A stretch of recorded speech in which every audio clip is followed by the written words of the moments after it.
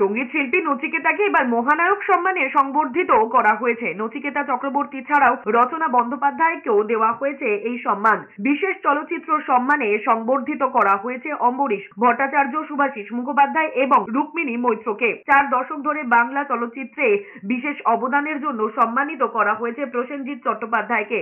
তবে দিল্লিতে থাকায় মঞ্চে ছিলেন না রচনা বন্দ্যোপাধ্যায়। মুখ্যমন্ত্রী জানিয়েছেন 2023 পর্যন্ত 23 জন অভিনেতা অভিনেত্রীকে মহানায়ক সম্মান দেওয়া হয়েছে। 141 জনকে বিশেষ চলচ্চিত্র পুরস্কার দেওয়া হয়েছে। 21 জনকে চলচ্চিত্রে অবদানের জন্য বিশেষ সম্মান দেওয়া হয়েছে।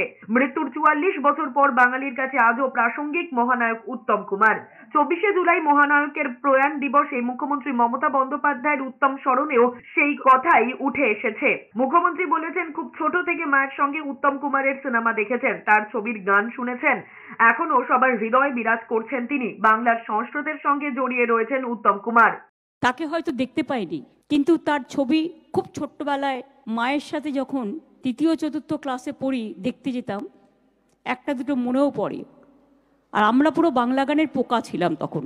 এত ভালো ভালো বাংলা গান তখন বেরিয়ে এসছে চলচ্চিত্রের মধ্যে দিয়ে। সেই ধারাটাকে আজও যখন আমরা বিভিন্ন অনুষ্ঠান করি, যে গানগুলো মহানায়কের গলায় শোনানো হয়েছিল এবং বিশিষ্ট শিল্পীরা সেই গানগুলো গেয়ে তাকে সম্মান জানায়, তখন মনে হয় বাংলার অস্তিত্ব বাংলা কিন্তু আজও ধরে রাখতে পেরেছে। উত্তম কুমারের সাথে বাংলার অস্তিত্ব রক্তের সম্পর্ক।